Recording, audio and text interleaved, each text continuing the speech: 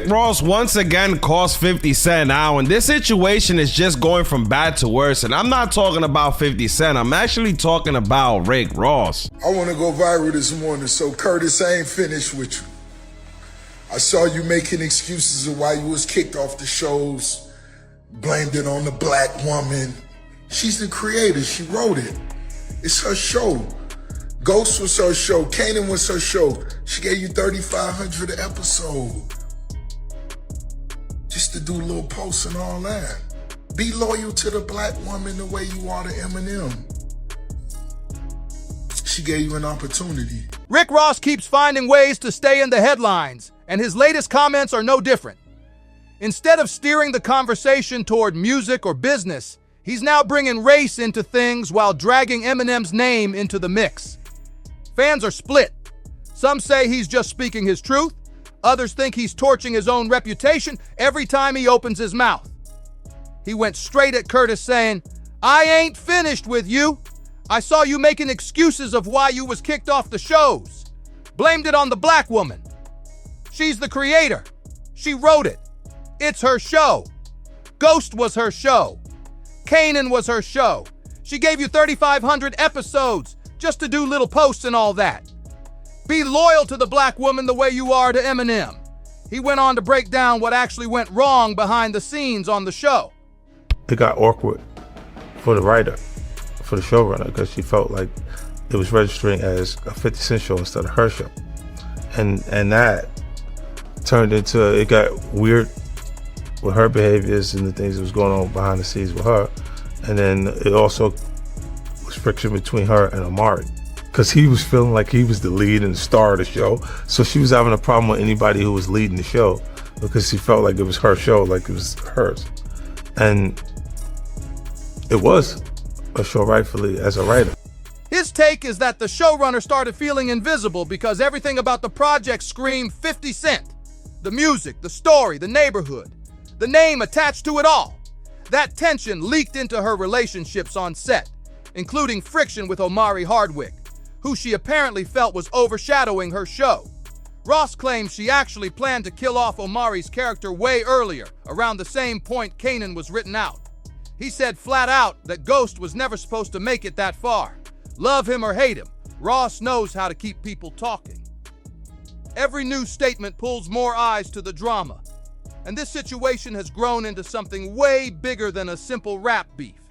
Everyone's watching to see how this plays out and whether the whole thing backfires or actually works in his favor.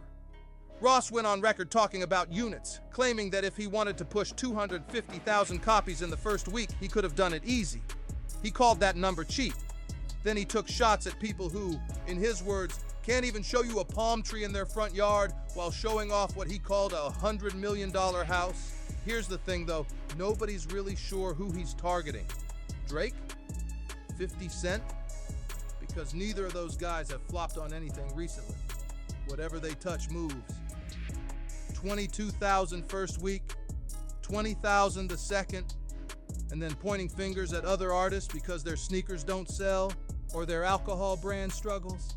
That argument doesn't land the way Ross thinks it does. And 50 Cent wasn't letting it slide. He came right back and said Ross wasn't even in his own house, that he was just standing inside an open house that's listed on Airbnb. The whole flex, fake. The real honest take here is that Ross has two ways to frame this. If he's positioning himself as a businessman who's cross-promoting his other ventures and not really chasing chart numbers, that's a valid W. But Ross isn't saying that. He's out here talking like he's competing directly with the biggest names dropping albums right now, and the numbers aren't backing him up. If you're going to criticize artists who are actually moving units, you better be able to match that energy. Ross isn't doing that right now, and the most straightforward thing he can do is take the L, regroup, and either come back stronger or change the whole narrative. Ross is still out here celebrating Set in Stone, saying it broke the rule book and the whole counting system. And look, the music is clearly sparking conversation, but at some point, the talk has to match the tape. Over the next year, the conversation about who dropped the best album and the strongest body of work is going to keep heating up. That's the part that matters most. That discussion ties directly into comments 50 Cent made recently about the TV franchises he produces, including Power and Power Book 4, Force. Fans of those shows already know that Courtney Kent played a serious role in building the original vision behind that franchise. Her writing helped lay the foundation that millions of people tune in for, so a lot of folks felt it was worth pointing out that credit should reflect how those responsibilities were actually shared, not handed to one person alone. Rick Ross, on the other hand, keeps landing himself in fresh conversations, and critics aren't just reacting to what others are saying about him, they're reacting to his own words. Every new interview adds another layer, and some fans are starting to wonder if all these public back and forths are putting unnecessary strain on relationships that once looked solid. The spotlight only gets brighter every time a new statement hits. Ross says if he wanted to move 300,000 copies first week like the other guys, he could have done that, but then he turns around and questions why those same artists don't have a clothing line, don't have a shoe deal, aren't selling protein shakes or peptides. His point is that if those streaming numbers were real, the business moves should follow. He's telling people to Google what the actual bosses outside of music are building, pointing to spirits, clothing, and everything in between, while noting SMS Audio is already out of business. And he's not wrong that even Jay-Z didn't drop an album this year. Jay clearly understands whose season this is. The focus, Ross says, should stay on the album itself. Love it, question it, either way, drop it in the comments and keep that energy going. On top of that, Ricky goes on to troll 50 Cent, being that 50 said that he has new music dropping with Eminem, and also continues to troll him, basically saying that them G-Unit sneakers that 50's gonna drop are gonna flop. But I heard you say you finna release new music with Eminem and Tupac. Hey boy, Pac been dead 30 years. Let the man rest in peace. And Eminem, come on now. Come on, Curtis. Put them shoes out, let them flop, and do your Tony Yayo Lloyd Banks remix, baby. Come on, baby, let's go. Here's the real question fans keep coming back to. Does somebody always have to lose when these two go at it? Once you dig past the surface, it's way more layered than a simple back and forth. 50 Cent and Rick Ross have been going at each other for years, and neither one is showing any signs of slowing down. Every time one of them opens his mouth, the other one's right there with a response. After Ross's album Set in Stone flopped, 50 Cent made sure everybody knew it. Ross fired right back, and it got messy fast. I got a DM saying, "Ross, how you feel about what 50 said?" I said, "What did 50 say?" Before you mention what 50 said, let me ask, how's it going over there in Shreveport? Ross kept pushing. Curtis 50 Cent Jackson. I've heard of him. He's saying he's pushing back from Shreveport. What does that mean? You borrowed all them people's money? Did you return it? Cause Shreveport ain't give you the loans you was looking for cause they smart. Get them people back their money, Curtis. 50 Cent wasn't having it. Is it me attacking Rick Ross, or is it Rick Ross attacking me? Why ignore it when I could destroy them and create a portfolio of dead bodies that tell artists it's not cool to compete when you're not ready? But the interviewer pushed back. You haven't destroyed Rick Ross's career. What was Rick Ross's last album? Triple C's. You know how many copies it sold? 4,000. 50 shot back with his own number. 34,388 copies, and you know they went and bought them. The reply came quick. So you're saying the label bought Rick Ross's album? 50 just let it sit there. Rick Ross, throwing his opinion into the mix, only poured more fuel on a fire that was already burning. His supporters say he's just speaking his mind, but critics think his comments made the whole situation messier. Either way, the reactions aren't slowing down. A big piece of this conversation traces back to a GQ interview where 50 Cent talked openly about Courtney Kemp and the Power franchise. For anyone who needs the background, Kemp is the creator and lead writer who built the world, the characters, and the story that made the show what it is. 50 Cent came in as executive producer, bringing industry connections, creative input, and serious promotional muscle to push the franchise to a wider audience. Those are two very different jobs, but both matter. Fans also remember how huge moments like Ghost's fate kept people locked in, with 50 Cent regularly dropping behind-the-scenes commentary that kept the buzz alive. This $100 million house. Them y'all be talking about can't even show you a palm tree in their front yard. Rick Ross posted a video flexing a $100 million estate while taking shots at 50 Cent, but 50 Cent quickly clapped back to expose the entire flex as fake. 50 claimed Ross was just standing at an open house that is actually listed on Airbnb. Because the more that Rick Ross goes on to talk on his Instagram story, the crazier that he looks. Imagine waking up in the morning in your so-called $100 million house and the first person that you're thinking about is 50 Cent. And you open your phone and you say that you actually want to go viral today by talking about your biggest op. A lot of viewers assume Power was entirely 50 Cent's creation because he was the face most people associated with it. But television doesn't work that way. Writers, directors, producers, actors, and countless other people all contribute to making a show actually work. Kemp created and wrote the series. 50 Cent shaped it as a producer and amplified it. Then there's Omari Hardwick, whose portrayal of Ghost is a huge reason fans stay glued to their screens every single week. The tension between 50 Cent and Kemp, from his perspective, came down to creative differences, which isn't unusual at all when big money and a massive audience are on the line. Running a major series takes a whole team of people, and understanding that changes how you see these kinds of production disputes. Fans still argue over the creative calls that shifted the Power franchise, especially the decision to write Ghost out, since a lot of viewers felt he was the soul of the show. Others think the story had to move forward. Either way, opinions are still split years later, and that's just the nature of big creative decisions. Rick Ross jumped into the conversation and made comments that some people read as a racial argument, while others took it as a personal opinion. He went after 50 directly, saying, "I want to go viral this morning. Curtis, I ain't finished with you. I saw you making excuses about why you was kicked off the shows, blamed it on the black woman. She's the creator. She wrote it. It's her show. Ghost was her show. Kanan was her show. She gave you $3,500 an episode just to do a little post. Be loyal to the black woman the way you are to Eminem. She gave you an opportunity." 50 fired back fast. He posted that Ross hit a new chart low with his latest album, writing, "Lol, I'm sorry, it's over, can't fake it forever." He also called out a Ross concert in Detroit, saying the turnout was the worst he'd ever seen. Ross clapped back by pulling streaming numbers for his album Setting Stone. He said it hit 63.5 million streams in the first 2 weeks, which works out to roughly 42,500 albums sold, not counting physical copies.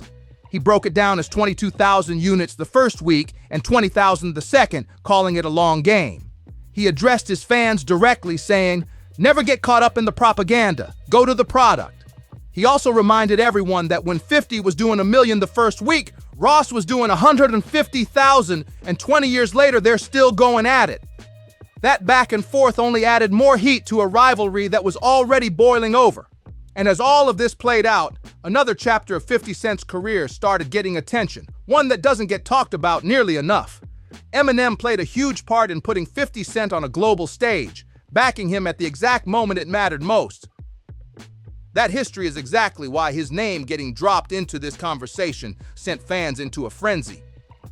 Did Eminem and 50 ever actually sit down and talk about it? Ross didn't seem to think the details mattered. He went straight at 50, saying he couldn't dress, wasn't making real money, didn't own his masters, and needed Eminem and Dr. Dre to save him.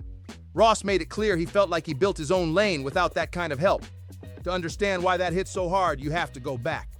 Before 50 was a household name, he was already making noise through mixtapes and records that nobody else had the nerve to make. How to Rob put the whole industry on notice because he called out the biggest names without blinking.